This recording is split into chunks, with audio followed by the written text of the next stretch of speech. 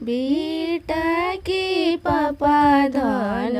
लोभियावन रे माई रुपिया करन बेटा बेचलन रे माई रुपिया करन बेटा बेचलन रे माई बेटी के पापा धन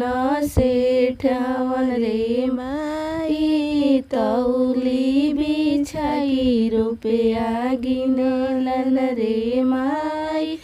तौली बिछाई रुपया गिनेलन रे माई बेटा के चाचा धन लोभियावन रे माई रुपया करन बेटा बेचलन रे माई रुपया करन बेटा बेचलन रे माई बेटी के चाचा धन सेठवन रे माई तौली बिछाई रुपया गिनेलन रे माई तौली बिछाई रुपया गिनेलन रे माई बेटा के भैया धन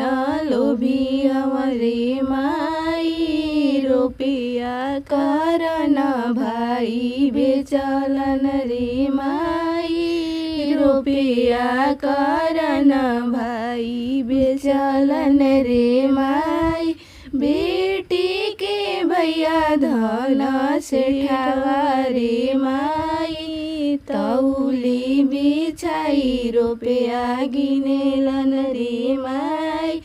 तौली बिछाई रुपया गिनेलन रे माई बेटा के पापा धन लोभियावन रे माई रुपया करन बेटा बेचलन रे माई रुपया करन बेटा बेचलन रे माई।